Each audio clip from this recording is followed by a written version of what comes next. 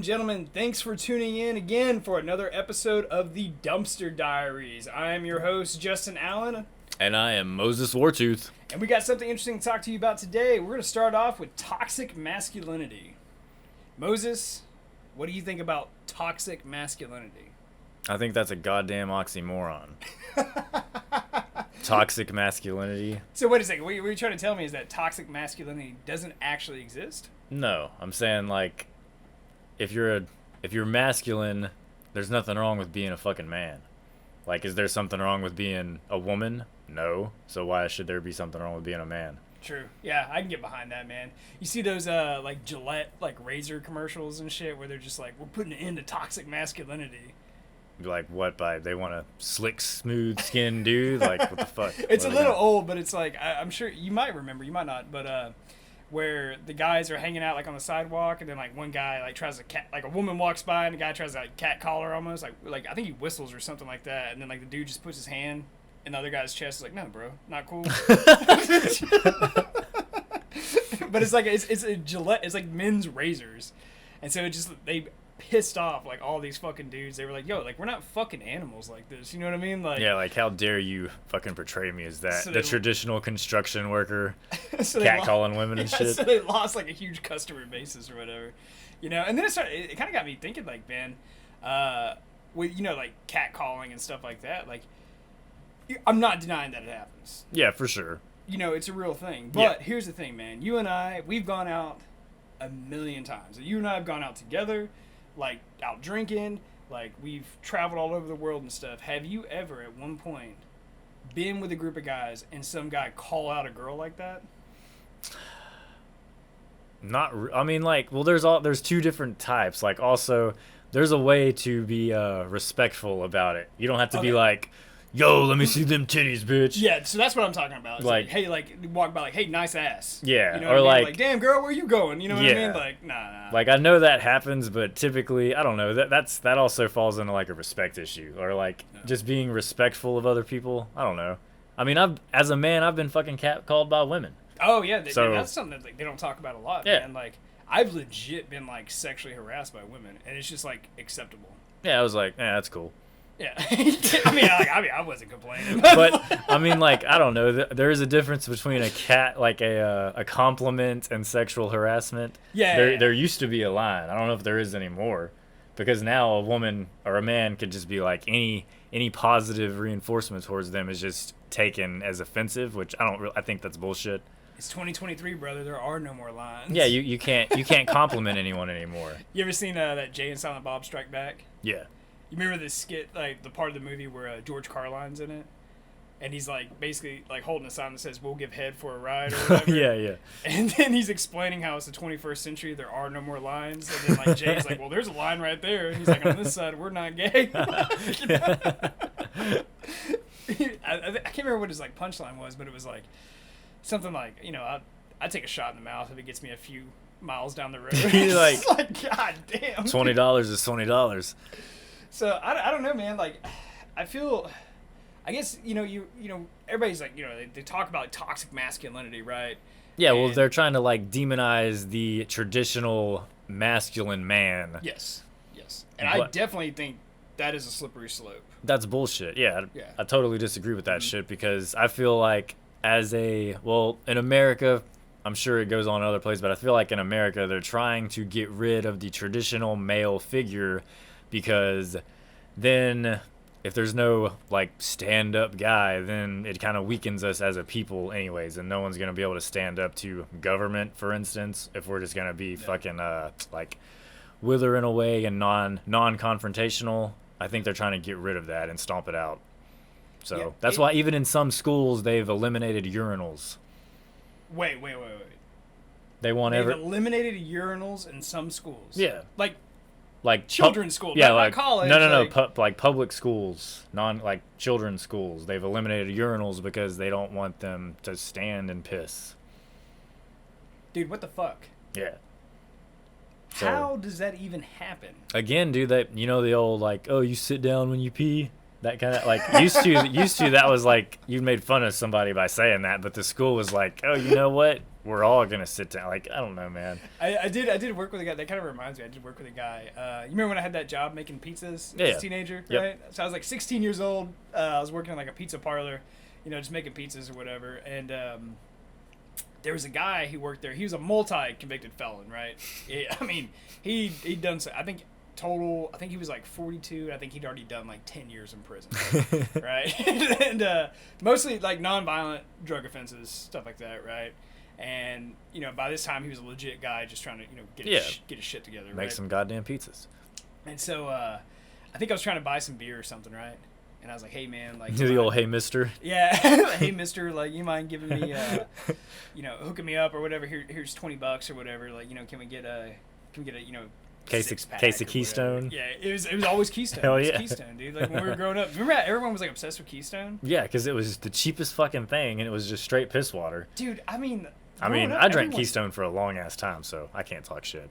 I did too, man. But like everyone growing up, and they treated it like they'd be like, "Oh, that Keystone's really good." And I tried one like a couple years ago as an adult, and I was like, "This is probably the worst thing in the world." Like, it's not really good. It's really cheap. Like there's a fucking difference. Don't.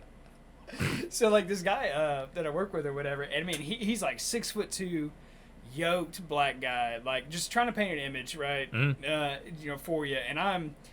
5'9". I think at the time I was probably 130 pounds. Oh yeah, a little teenage kid, yeah. Skinny little like runt, dude. And so I'm trying to get him to buy me beer or whatever, which he does.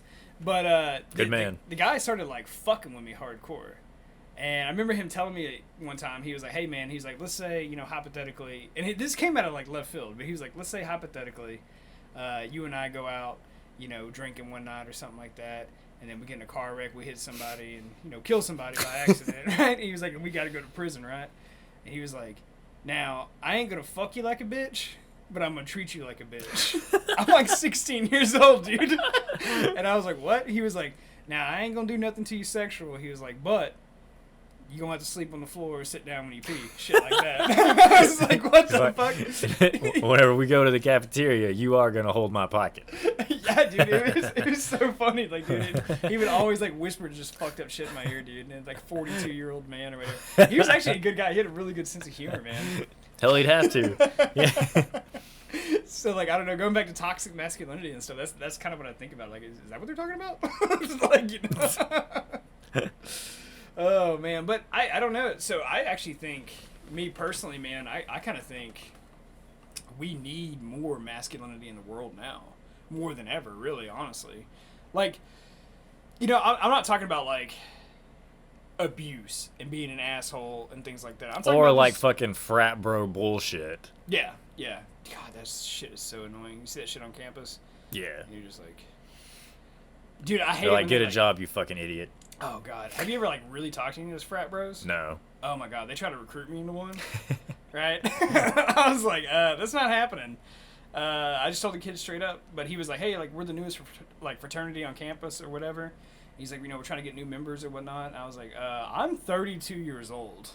And he was like, we don't discriminate. We're not ageist. Didn't realize ageist was a term. But. Is now. I thought that was like whenever a hiring agency denied a 62-year-old because they were too old. That's the only ageism I've ever heard of. I don't know. Everybody's an ist today, True. Right? But, yeah, man, like, they tried to get me in there, and I was just like, no, this is not happening. I'll pass. I was trying to make a point. What the hell was I going with that? We need more...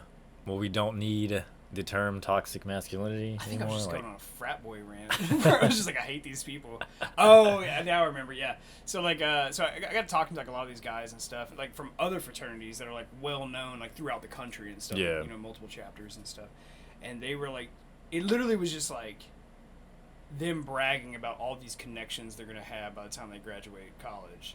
And I remember telling one young guy, I was like, you realize, like, if you're an idiot, you're still an idiot. Like, it doesn't change. Like, no matter how many connections you have, no matter how much education you have, like, if you're just a fucking moron, when you show up to work that day, they're going to be like, hey, like, get this fucking moron out of here. Like, I don't know, man. Have you seen most of the politicians? Yeah, that's true.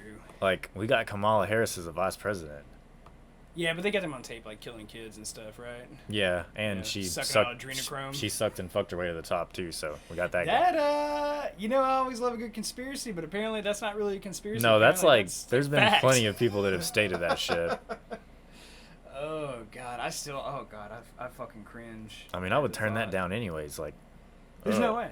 There's no way. And I kind of have a thing for women in power, I do kind of like, all right. Yeah, but intelligent women in power. Yeah, but Kamala Harris, not happening.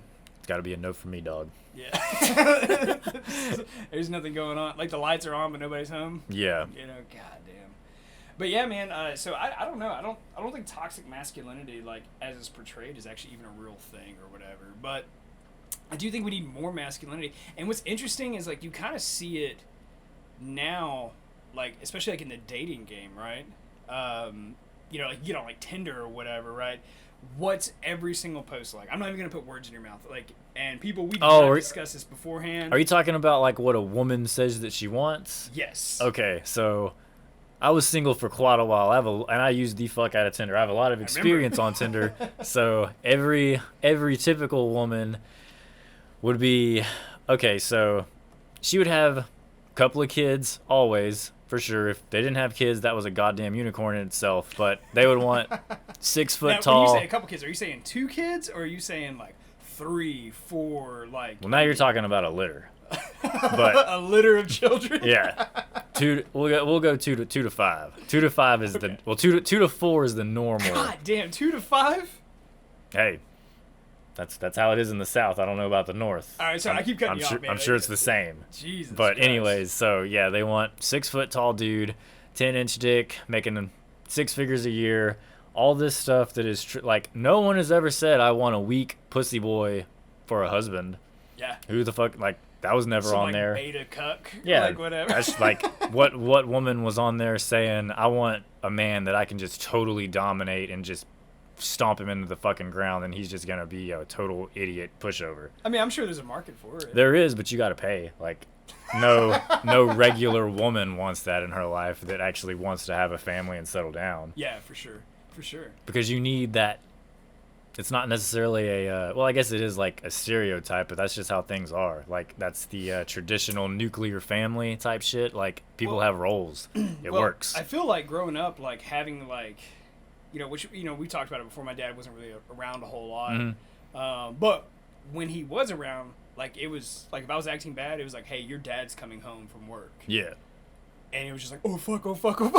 Like you start trying to act really good, like clean the room, like all that, And I'm not saying it's necessarily a good tactic to have, live in fear, but I mean, there's definitely like something with having like that traditional like stereotypical like positive like male role model in your life, I mean, what child wants to like? If you had like a weak man for a father, a kid is not going to respect you. Yeah. Your wife or your partner is not going to respect you either. Yeah. Because they know they can step on you and like they can do whatever the fuck they want to. I just find it interesting based on your experiences, when you were single, like and you were in the dating game and all that stuff, like in Tinder, all these women who like condemn like masculine men and all this other stuff, but yet that seems to be the fucking thing they're begging for almost. Yeah. Because maybe they can. Is the wrong word, but I mean. That's what they're looking for. Like instinctually, like even from our fucking reproductive parts, a woman is going to look for a strong partner to mate with. Yeah. So like the same with a goddamn animal kingdom. Sure. So you think it's like a very like. It's instinctual. Lizard brain, like primary, like. Instinct. Yeah, like it's instincts. Yeah. Like look at the fucking animal, like lions. Or any goddamn bucks. Bucks, they fight whoever the dominant male is. They get the woman. Like that's how it is in nature. No, and humans are that's human nature as well. Yeah. So. Well, you know me, man. Like I've taken quite a bit of biology classes, man. So I'm not gonna argue with you there. Like. It's kind of funny, like, you can observe, like, animals, like, in the animal kingdom, right? And you can be like, oh, this is, like, how their behavior is, right? But then, like, with humans, it's like, oh, we're just going to pretend this shit doesn't exist. Yeah. Yeah. Like, okay. But even statistically speaking, like, most men in power or most men with money are traditionally, like, I hate to say the term alpha male, but, I mean, it's pretty close to, like... Yeah, alpha male's kind of on its way out, isn't it? Yeah, like, even I don't agree with the term, per se, but, like... It's like, what are you gonna do? Eat me? Yeah, like I don't know. But I get the concept of, you know, like, but I feel like, especially like in American history, well, really, like honestly, just in Western history in general, you know, like going back to like the 50s and 60s, like I mean, there was like a time where it was like, dude, like, you know, Dapper Dan, man, like, you know what I mean, like you took care of yourself, like you provided for the family, you did all that shit, and sure, like all these men, like most of them had vices. Oh yeah. I mean, fuck, dude. Most of them were like fucking World War II or Korean War vets. You know what I Yeah. mean? And it's like, oh, they drink too much. Like, be like, yeah, because they mowed people down. Yeah, they had to kill 35 people and blow people's shins off and shit. Like, they got to drink away those memories. We talked about that before. Like, you know, you push that shit down. Yeah. Yeah, man. Dude, I don't know, man. But if you had to pick a time, though, I think we might have actually talked about this. I think we said 75 to 85. But if you really had to pick a time where you had to live, like you could start over, like it's like, boom, what time would you pick? Okay, well, there's two different reasons. My actual true time period would be like medieval times. Really? Yeah, because I could get away with anything. You can do whatever you fucking wanted to. Ooh, I do like that. Like as long as you did whatever you did and got away from that one situation, or if you just killed everybody in the room, like you were gonna get away with it. Sure.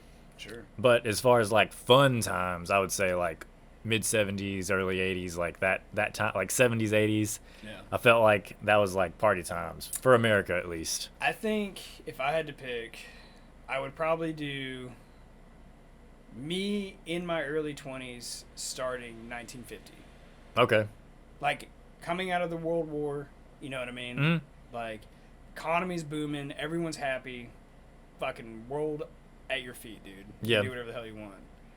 Especially back then, I mean, like, I don't know. I've been watching Mad Men, that TV show. I don't know if you've seen that shit or whatever. No. It's about, like, tobacco.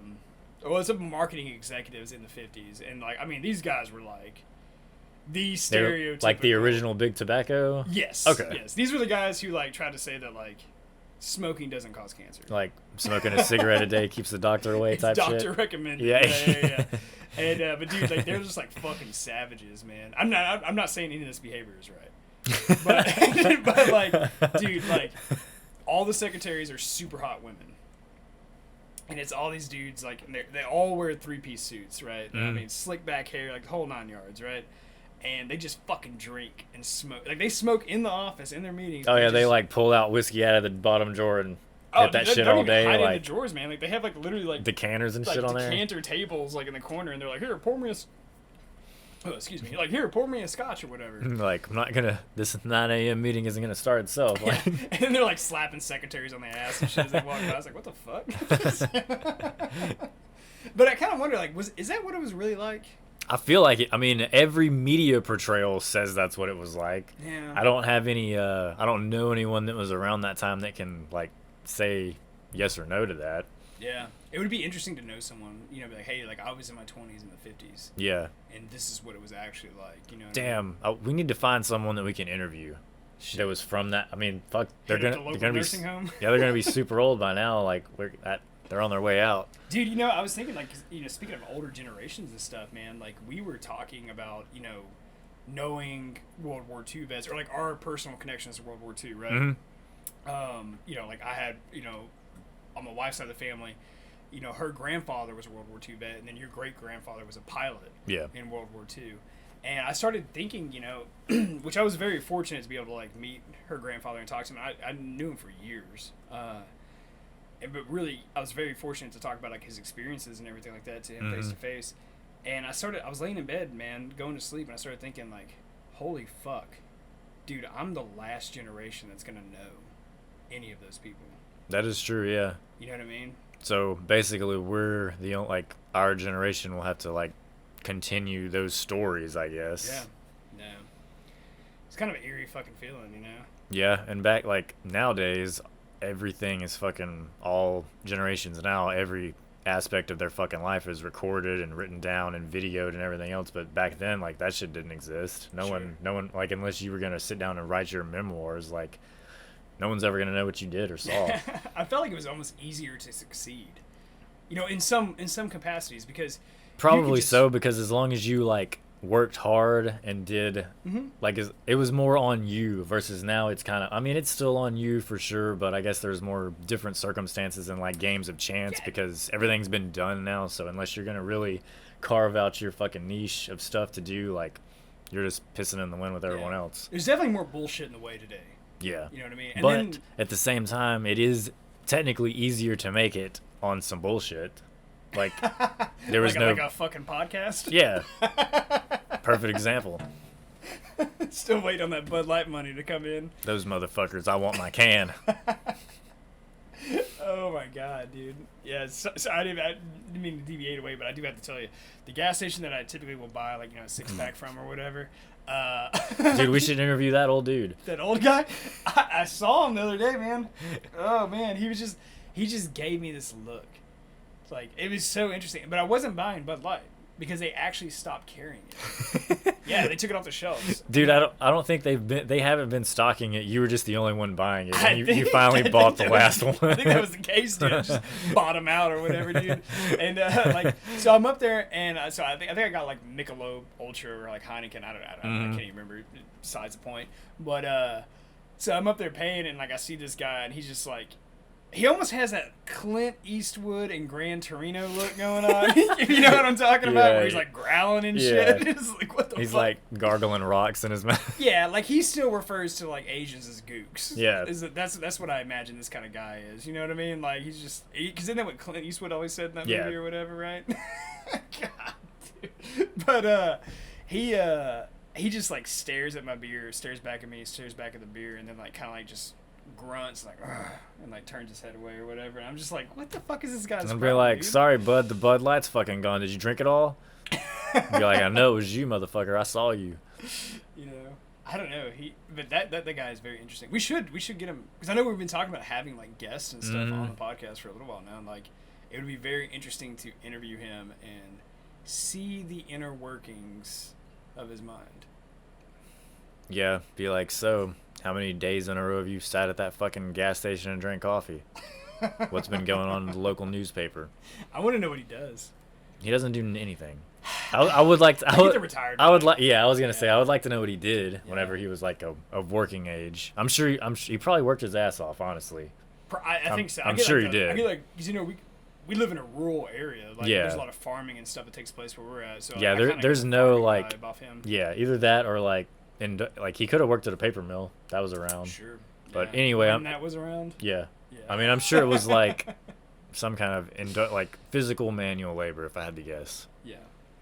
Oh man, I don't know. But hey, you know, like, you know, more power to him, man. I guess you know, whatever. Oh yeah, he earned his right to sit at that fucking table, I guess. So whatever. Is that a definition of toxic masculinity? That old dude? Yes. No, because I could take his ass out with one punch.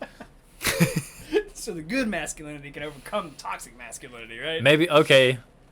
Maybe he is toxic masculinity because he was making fun of fucking beer.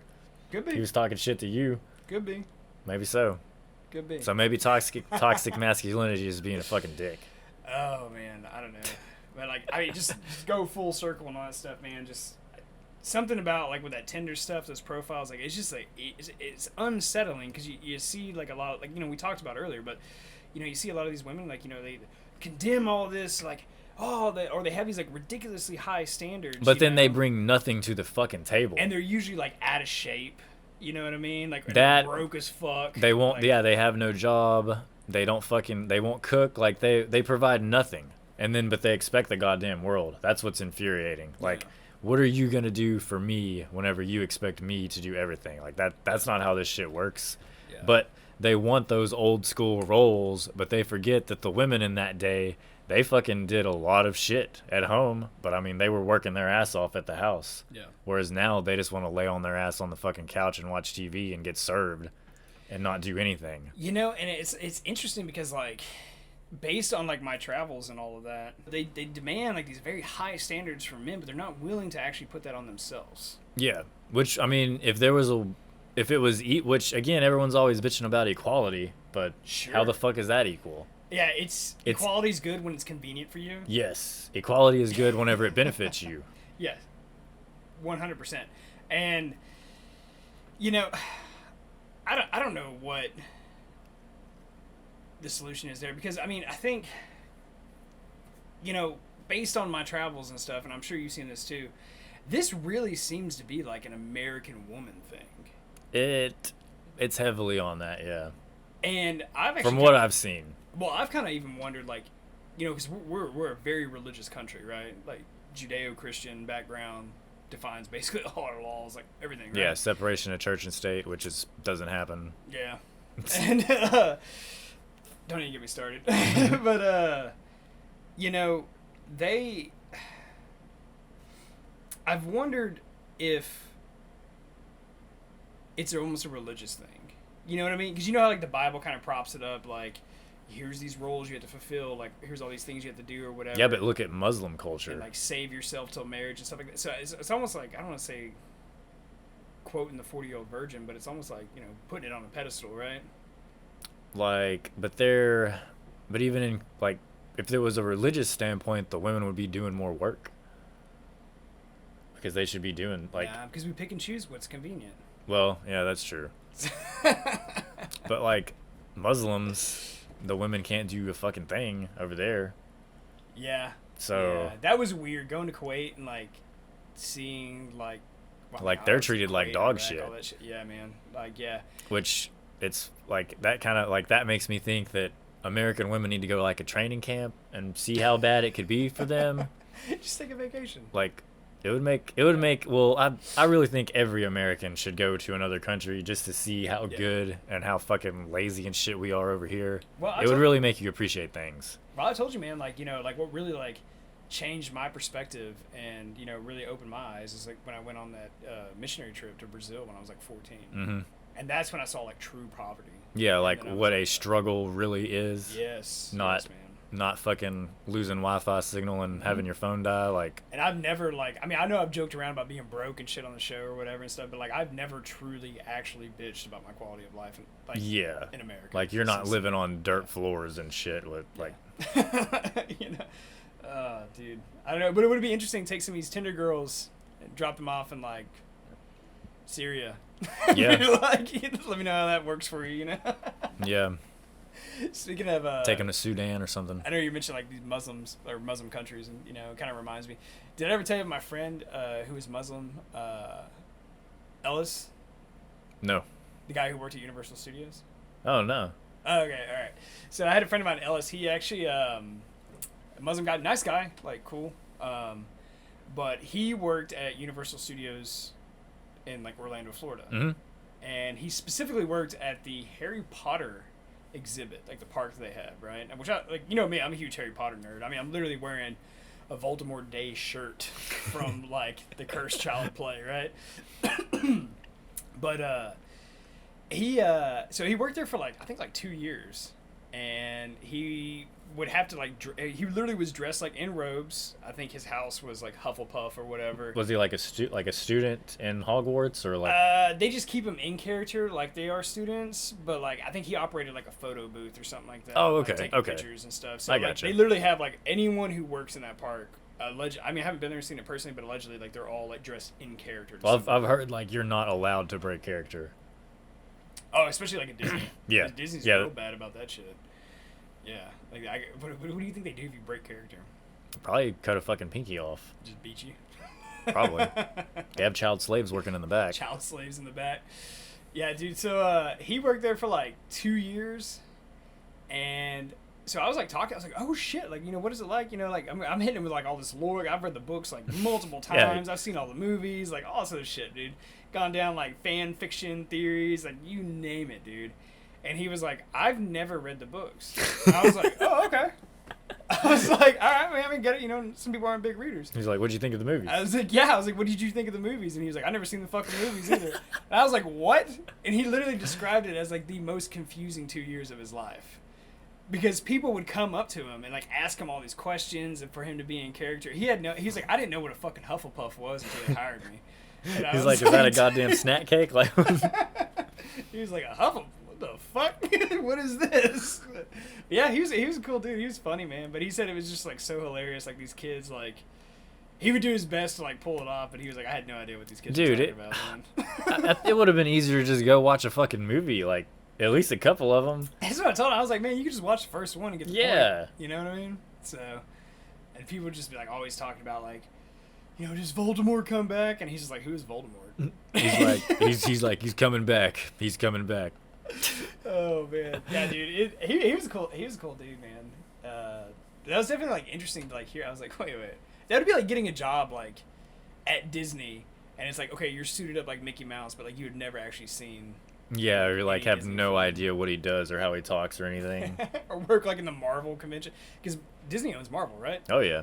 So like we work on like a Spider-Man set or something, and it's like you've never actually even seen or read any of the comic books or any of that shit. He's just like, oh, he's like, I'm just a fucking idiot in a blue and red suit. Like, I don't know what I do. Just the bumbling idiot. He's like, I am Spider Guy. What do I do? I read an interesting fact about Disney World or whatever. Because there's Disneyland and there's Disney World, right? Yeah. Okay. So I think the fact that I read about Disney World is there is a trash can approximately every 10 feet. Ooh. And everyone that works there, if they see a piece of trash, they are obligated to pick it up and throw it away. So like if you go to Disney World, it's super clean. Thought that was pretty cool. But I'll tell you a place that is not clean that I went to a few years ago. I don't know if I told you about my experiences in New Orleans. Nolans, baby. All right, man. So like, you know me, dog. Like I was born in Monroe, Louisiana. I wasn't raised there, but I was born there. Like I spent a lot of time. I lived in Louisiana. In my adult life, I've been to New Orleans a few times or whatever. I love Louisiana. Like I really love New Orleans. I think it's a great place. It's the third most dangerous city in America according to the most recent FBI crime statistics. Gee whiz information there. They're below sea level, so I don't know if it's a really great place to move anytime soon, you know? Just waiting for the tide to come in. Yeah, you can wait for the tide, gunshots, whatever it may be, right? You're going down. Man, like, I went to New Orleans, and oh my God, dude, like, have you ever been there? Not to New Orleans. God. No. Oh, man, it is a party from start to finish. And I mean, like, it starts at, like, 10 o'clock in the morning. And I'm over here, like, it's so funny, because I went down there, it was my wife, my sister, and her husband. It's before they had kids. Mm-hmm. And, dude, we're all drinking, right? But, like, the girls start taking it light, like, because they start seeing the guys, like, getting, like, fucking yeah, they're like, oh, up, shit, right? We need to cut it back a little. Yeah, dude. And, just, I don't know, man. It was just wild. Bourbon Street is just insane. I mean, I don't even know what time they open. I don't know what time the bars close. I don't even remember. But do they ever really open or close? But literally, Bourbon Street smells like vomit. Yeah, they do close it down, and they literally just come just in hose and, it down. Just hose it down, yeah, dude, because it's just full of like piss and vomit. Fucking piss, vomit. Yeah. Broken dreams and gin. And dude, like, I've never really worried about pickpocketers like too much in my life, but like as you're walking down Bourbon Street, there's like gangs of kids. Right, like they're trying to like shine your shoes, or they're like doing some tap. Do they do this shit where they like run into you and try to grab shit out of your pockets? Yeah, dude. I started feeling people like tug on my shit, and so that was the first time in my life I ever took my wallet from my back pocket and put it in my front pocket. Oh yeah. I was like, nah, dude, we ain't doing this shit, man. But it was cool, man. I got super blackout wasted and sang karaoke in front of like 300 people. Yeah, there's a video of that out there somewhere. I haven't seen it in a long time. I think it's on the internet actually. But, somebody dig that up, please. We need this. My sister recorded it, but because I've always been a classic rock fan, so like we're like bar hopping, like we're having like a drink here, a drink there, a drink there. You know what I mean? Just moving down the street, right? Just seeing this wild shit, man. And so anyway, we ended up at this karaoke bar, and I'm like, fuck yeah, I'm gonna sing some karaoke. At this point, man, I'm like 12, like whiskey and cokes deep, man, like Jack and Coke, like yeah. Drunk enough to want to sing some fucking karaoke. I am white girl wasted, and I think that I fucking sound like a professional singer too, man. You know, and I don't know if you guys can tell by the sound of my voice, but I'm sure you can imagine how that probably went not too good. But I get up there and I'm wasted, and the guy's like, "All right, what do you want to sing?" And I was like, all right, we're going to sing Take It Easy by the Eagles, because I love classic rock. And I'm just up there drunk as fuck. And it's a huge stage. Like, this is like a whole restaurant, basically, right?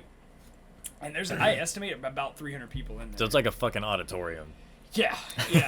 And I'm just like, singing "Take It Easy" by the Eagles, and I'm trying to like sell it. Like I'm like dancing and shit, like like moving around the stage, making sure I'm including the entire crowd. You know what I mean? Pointing and shit. Like. Yeah, dude.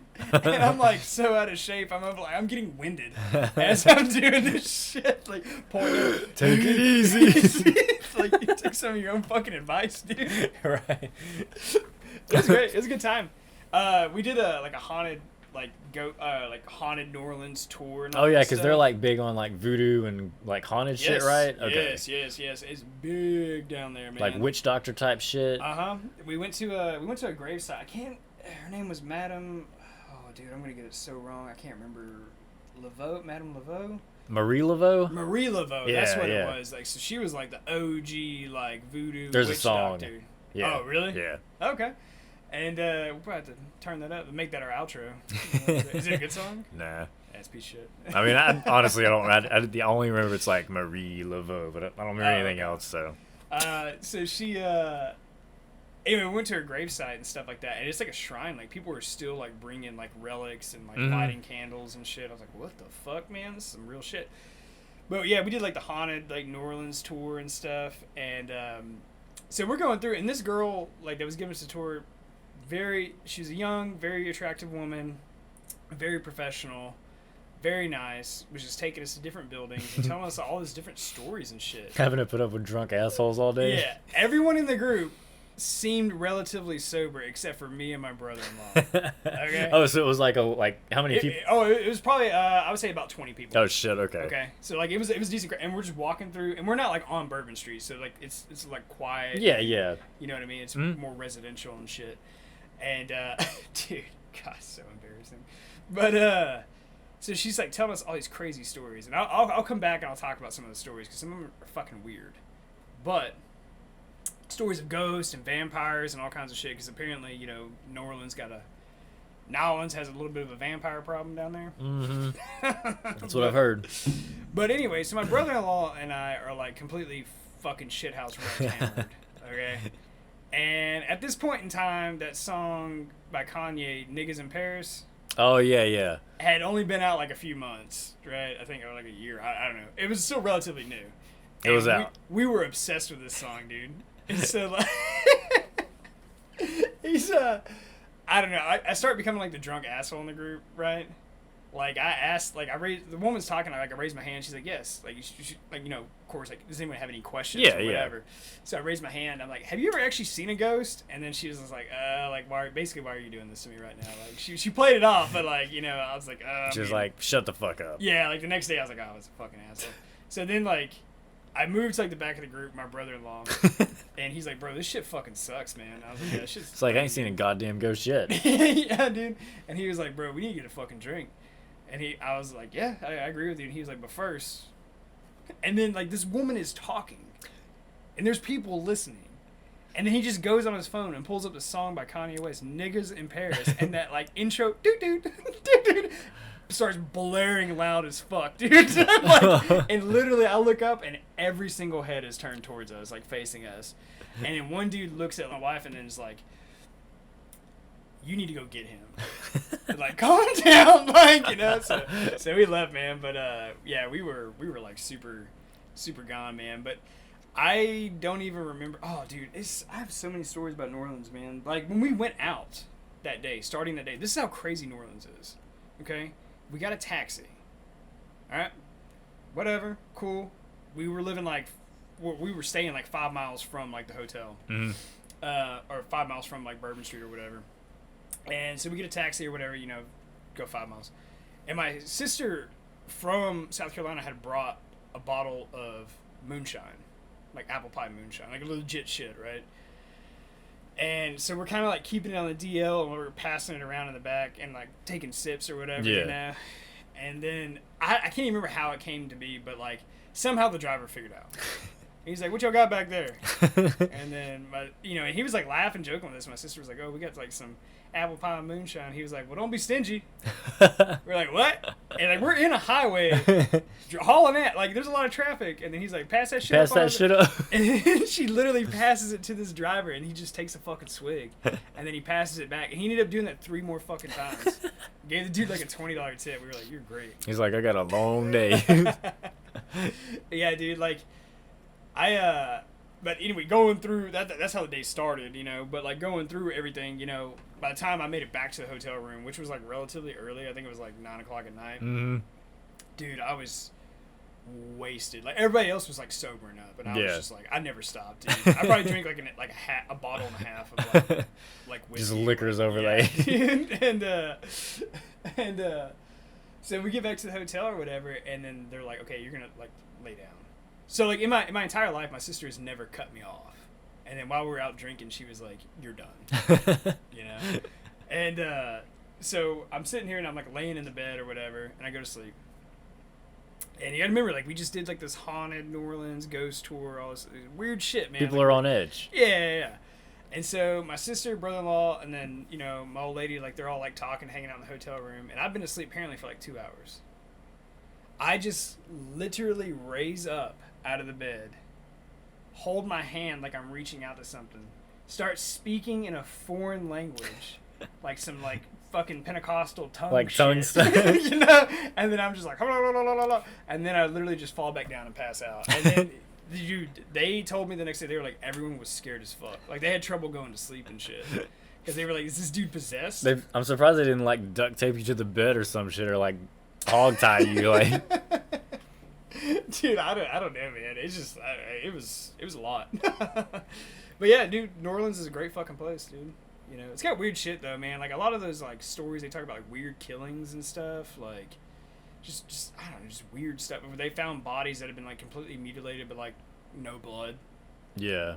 You know, like drained. Yeah, like drained out of them and shit. And so I don't fucking know, man. Some eerie stuff. You should definitely go there though. I plan on it. Yeah. I've wanted to go, but I don't want to go around fucking Mardi Gras time. No, I don't want to deal with that shit. We went in November. Okay. And it was fucking wild and packed, dude. I ended up in that because it's just like every night they have like parades there and shit. Mm-hmm. Like it's insane. And I actually ended up in a parade with a bunch of like it was like University of like LSU like cheerleaders or whatever. Yeah. I don't know what the hell they were doing down there, but they had like a float and everything. And I was trying to make it across the street to like another bar. And then like I didn't realize like I was literally in the middle of like a parade. Like I was in their way. And then so like the girls like literally start like moving me and they're like dance and I start dancing with them and shit. I'm like, yeah, like trying to work through this fucking float like around the because they had a float and they had a bunch of cheerleaders around the float, right? And I'm trying to like work through the crowd or whatever. Like people are like cheering and shit. I was like, what the fuck? What just happened? Yeah, it's a good time, man. Don't they have like a really big like jazz scene down there? Oh yeah. Or is it blues or jazz? Both. Oh, okay. Both. But blues is more what you're gonna find down there and down that way, man. Yeah. We didn't explore the music scene too much, just because the 3 other people I was with, they're not really. Didn't care for that. Yeah, they're not really that type. So. Yeah, no, the music is fucking grand down there, dude. Definitely recommend giving it a shot. Oh, but I do have something I want to talk to you about, man. I just got to get it off my chest, dude. You know who M. Night Shyamalan is? Yeah. That made all those weirdo fucking movies. I fucking cannot stand any of this guy's movies. The only one... Okay, he made The Village. He made... piece of shit. Lady in the Water. Even more of a piece of shit. Those are the only 2 I can remember. Signs. The Sixth Sense. He made The Sixth Sense? Yeah, he made The Sixth Sense. That's where he got famous from. That's right. Right? And then he did, like, The Glass, all that shit where, like, superheroes, where it was, like, Samuel Jackson, Bruce Willis. I didn't see none of that shit. Yeah. I mean, they're all pieces of shit. Like, it doesn't matter. But, I just fucking... I went on, like, this last weekend, man. Like, I was looking for new shit to watch, so I was like, well, fuck it. You know, like, I seen Sixth Sense. I thought it was all right or whatever. Like, a real twist at the end. But, so I was like, you know what? Like, I'll watch more of this director's work. You give him a chance. Yeah. And everything I watched, I was like, this fucking sucks. This is a piece of shit. I watched Lady in the Water, probably like top 3 worst movies I've ever seen in my life. Yeah, Lady in the Water was stupid as fuck. Yeah. I remember when that came out, it was just dumb as shit. Like, Yeah, I'd rather just swallow a bullet than like watch that piece of shit ever again, you know. And you know what's interesting about M. Night Shyamalan, dude? And shit, I can't remember what year it was. It was around the time like Signs came out. He gave an interview with the Sci-Fi Channel, and he made everyone on the set sign a $1 million non-disclosure agreement. Like, you can't talk about the truth behind this, right? The truth behind the movie? I'm getting there. About him, because he made some claims about his life that were all bullshit, and they all fucking knew it. So you know how, like, in all of his movies, it has, like, certain, like, I'm going to say, like, psychic element to it, right? Yeah, like, or paranormal. Yes. Yeah. So he went on this fucking... I don't even know. They probably pulled this shit down. You might be able to find it, but, like, he went on this huge fucking interview with the Sci-Fi Channel dude, and he was just talking about how, like, when he was a child, he had a near-death experience, and now, because of that, he's, like, seen the other side, and he's in touch with all these spirits and stuff like that. He had a sixth sense? Yeah. But anyway, it came out that it was, like, total fucking bullshit, dude. So this guy's just, like, I don't know, man. So he's a goddamn con artist? He's a fucking con artist. I think that's what it is, dude. Like, yeah. God, he's a fucking piece of shit, dude. And it was, like, even The Village. I thought The Village was actually, like, pretty good starting out. And then, like, when it was getting to the end, I was like, oh, this is just another piece of shit. You know, I think he wrote, like, one decent movie, like, The Sixth Sense or whatever, and it had, like, a twist to it at the end. And then I think he just tried to recreate that every single time, and it just doesn't work. The only movie I actually remember was Signs. Mm-hmm. I don't I know I've watched The Sixth Sense, but I don't really remember it. But I remember Signs. It was weird. Yeah. It wasn't great. It was like, I don't know. I think out of the shit that I did see, that was my favorite. Which, okay, I've only seen 3 that I can remember, but that was the one that I liked the most. I think they progressively got worse. They did. Which I think, like you said, like I think he was just trying to repeat his same concept over and over, and it just got worse every time. Well, one thing that I do absolutely fucking hate, and I cannot stand when any artists do this, is when they insert themselves into their own work. So, as a director, he has a cameo in, like, every movie. Yeah. And I just think that's the most fucking arrogant thing you can do. I mean, I think that shit's funny. Really? Yeah. God, dude, I don't know. It's probably because I just don't like the guy's work. So, like, when I see him, I'm like, this is making it even worse. Doesn't fucking Tarantino do that? Yeah, but I love love his shit. He's actually good. Yeah. I watched Pulp Fiction the other day, man. Dude, that's one of my top favorite fucking movies. Dude, I think the funniest scene out of that entire movie is, like, when Samuel L. Jackson is on the phone with Marcellus Wallace, and he's trying to get help because they got, like, that dead body in the garage or whatever. And he's, like, explaining to Marcellus Wallace, he's like, I don't think you understand how explosive this Bonnie situation is. She's like, she comes, and the camera is, like, panning, following her coming home. He's like, oh, she comes home from a long day's work or whatever. She comes in her kitchen, finds a bunch of gangsters doing some gangster-ass shit. Like, yeah. And it's, like, them holding the body, and they're just like all shocked when she walks in. That was a wild, I do love, especially compare, like, M. Night Shyamalan, total dog shit. Quentin Tarantino, fucking amazing. Dude, right? Yeah. Quentin Tarantino shit is like my top tier stuff. Oh, it's so good, man. The only one I didn't care for was, it was still a good movie. It was just too long and drawn out. Was The Hateful Eight. I have yet to watch it. It's a good movie, but it's just drawn out too much. Really? And it's a Western, and it only takes place in a fucking cabin in a snowstorm, so it's not like very interesting.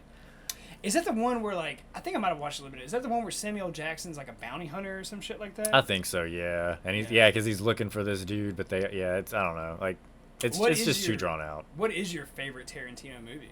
Probably fucking Pulp Fiction. So good. Was that his first movie? No, From Dusk Till Dawn I think. Hey, that was a good one. That one was fucking cool, dude. He wrote the part where he can lick Selma Hayek's toes. Like, he wrote that into the movie specifically just so he could do that shit. Are you serious? Yeah. Dude, she's so fucking pretty. And she's in her 50s now and still looks amazing. She literally looks like she has not aged a single day in the last 20 years. Yeah. Like, good God, man. I'm over here, I'm like aging like 4 times the rate. I got gray hairs popping up in my hair. I don't know, but my old man, by the time he was 40, was completely salt and pepper. Really? Yeah. Yeah, I think it was earlier than that. I think it was like 35. Oh, fuck. So I got about 3 more years, dude. Well, my dad's like fucking 82, 83. Yeah. And he's still, he's gray, but he's still got all of his hair. So yeah, that's a positive thing I can look forward to. Yeah. Yeah, we have baldness in my family is like a coin toss, dude. Yeah. I think I got the good genes, like, where I'm not going to go bald, right? Because I was born with this receding hairline. Like, it's always been like this. So that hasn't gotten any worse. This just stayed the same, yeah. Yeah, but my brother's shit is, like, thinning, you know? So I'm like, okay, he got those genes. Fuck him. Okay, so the question is, if you start to go bald, are you going to hang on to your hairs, or are you going to skin that shit? I think I'm going to do the horseshoe look. Yeah. With a ponytail. Fair enough, like the old hippie dude. Yeah, you see a guy with the old like bald horseshoe and a ponytail. Yeah. That guy don't give a fuck. No, dude. And he's probably got some weed on him, so you got that to look forward to. He's got that stank. Oh my god. But yeah, dude.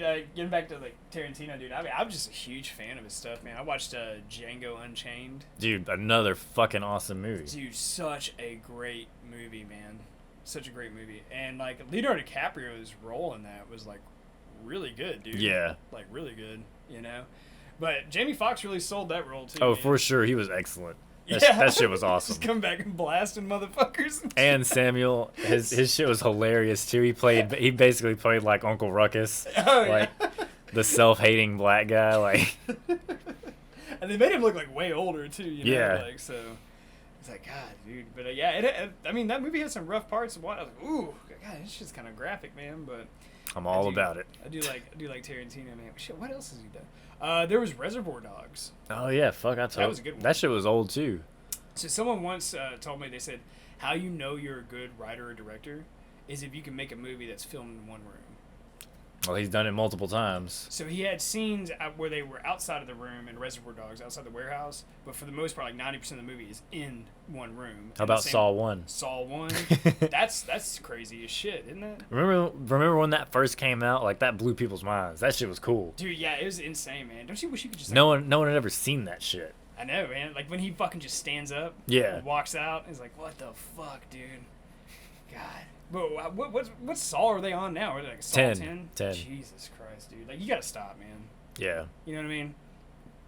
It's like another shit that I hate, like, when it comes to movies, like fucking Fast and Furious, dude.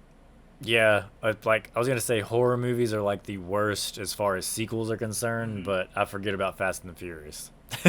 Yeah, dude, like, I mean, don't get me wrong, like, when the first one came out, I was like, that's a good movie. Dude, that shit was a goddamn sensation. Yeah. Like, because it was, like, real people, real problems, like, real fucking cars, like, real situations. You're like, oh, okay, like, this is, like, believable as fuck. And we were, like, what, 13 or 14? Yeah, like, yeah. So, and that might actually just been the problem. Like, probably. But, no, I mean, that shit sold. It was a box office hit. But then they just progressively keep getting shittier and shittier. And more, like, over-the-top, crazy, insane, unrealistic bullshit. Yeah, yeah. And then they, like, brought in, like, I don't know, like, fucking rappers. I don't know, what do they got, like... I don't know, I haven't seen them. Like, I don't know, like Nelly or some shit in there, you know? I don't know. He's a space marine, like... Yeah, dude. Like, what was the last one? Like, I remember seeing it advertised. I didn't even watch it, but they were, like, had magnets on their cars, and they could, like, turn them up, and they were, like... going through, like, I don't know, they're just like, it's just ridiculous shit, dude. It was like a Cars goddamn flying through Transformers crossover. Mm-hmm. It was stupid. Yeah.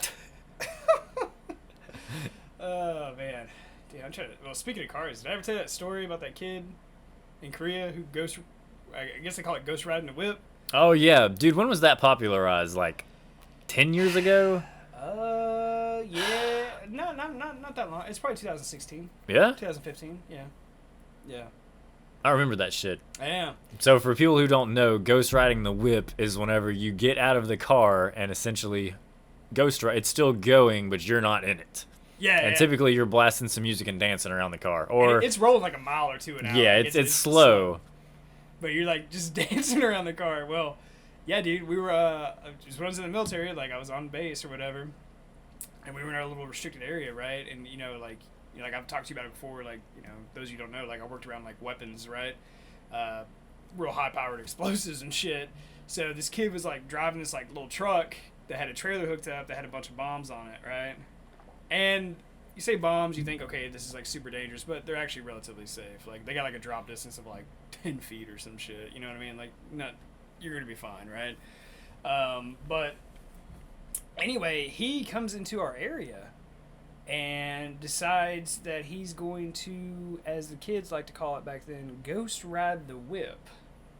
With like 20,000 pounds of bombs? Give me like 4 seconds and I'll actually do the calculations. It was 6,000 pounds of explosives. Like shit, no shit. Yeah, high-powered explosives. Like, she's gonna level a fucking city block, dude. Like the OKC bomber would have been proud. Oklahoma City bomber. Is that guy still alive? I don't know. Because the Unabomber just died not too long ago, right? I think so. Yeah. But yeah, dude. So this kid, like, he does the whole ghost ride the whip or whatever. And people see it, and he's like got his phone out. And he's like on Snapchat, like filming it, like talk about like making the most incriminating fucking evidence possible. He's probably on Vine back then. Yeah, dude, that's when Vine was like popular. Yeah. Oh, don't forget, I tell you about my cousin who was really trying to make it on Vine. God, it was the most cringy shit in the world. But I'm glad that shit's over, dude. It was better than TikTok. Yeah, true. Fuck TikTok. Follow us on TikTok.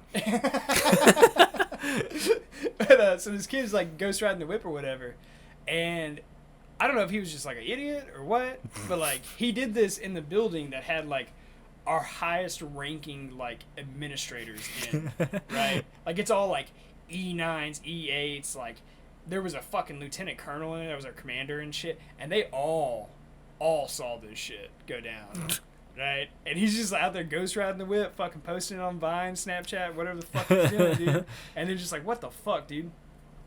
So anyway, he goes back to his shop or whatever, you know, puts his shit up or whatnot, and like, you know, immediately gets as you would expect, gets a phone call. Yeah. It's like, hey, get your ass in here. Just like report down to my office, and dog, the ass ripping, because I was in the same building. Right? You could probably hear it from four rooms over. From across the building, dude. I was like, oh my god, like I've never heard someone got their ass ripped that fucking hard in my entire life. And they ended up giving the guy, it basically was like a criminal punishment, but they ended up giving Article 15, took a bunch of rank, shit like that, you know. But I mean, they fucked him good. They fucked him good, dude. But he fucked himself good. What was funny is like our commander like gave like a safety briefing or whatever, because you know every week they do like a safety briefing, like, hey, don't do drugs, don't drink and drive. Like, anything stupid that happens, that's the time they talk about it. Yeah, or if there's like any real threats in the area, like, Yeah. hey, don't be traveling alone or whatever the fuck, right? Or stay out of these regions. So our commanders like get up there, and he's like some like 50-year-old like lifelong military guy, like just like the most Like, generic looking commander. White boy. Yeah. And, you know, big old ring on the finger, like shaved head and everything. And he was like basically giving us a safety briefing about like how we're not allowed to, and I quote, ghost ride the whip. And it was just, I'm like cracking up, like hearing this fucking old timer like talk like that. I'm like, holy fuck, dude. God damn. Dude, yeah, I'm definitely glad that, jumping off from that, I'm definitely glad that Vine shit is over with. God, that shit was so annoying. My cousin, you know, it was better than TikTok, man. At least the Vine had comedy sketches versus TikTok. It's basically just young people, trash. Yeah, dancing and stupid ass shit. So fucking stupid, dude. And then it's like the Chinese like Communist Party is using that as like a tool to like fucking spy on all your data and your biometrics, your voice, everything like that. All the while, China's TikTok is educational and inspirational, whereas the Western TikTok is straight mind-numbing garbage. That's really? all. Yeah. Like, China's TikTok is totally fucking different than America's. They Holy do that shit. on purpose. Yeah, like, all, like, this is 100% true. Like, in China, their TikTok is all, like, country promoting, like, hard work promoting, like, all positive energy. And Western is just, like, the downfall of goddamn society and, like, just slummy trash bullshit. Just mind-numbing trash and like everything that's wrong with your society and like all this other shit. And, like we're all victims and shit. I don't know. Well, goes back to that toxic masculinity shit. Well, their whole plan, which, as usual, they're trying to, like, create the downfall of Western society while building themselves up. It's the perfect plan, and we're falling for it. No. Damn, man. Do you see any way out of this bullshit for us? No, we're not gonna change. Maybe it's, like you said, man. I think on a previous episode, like, you just need a serious war. The only hope is to continue listening to the Dumpster Diaries.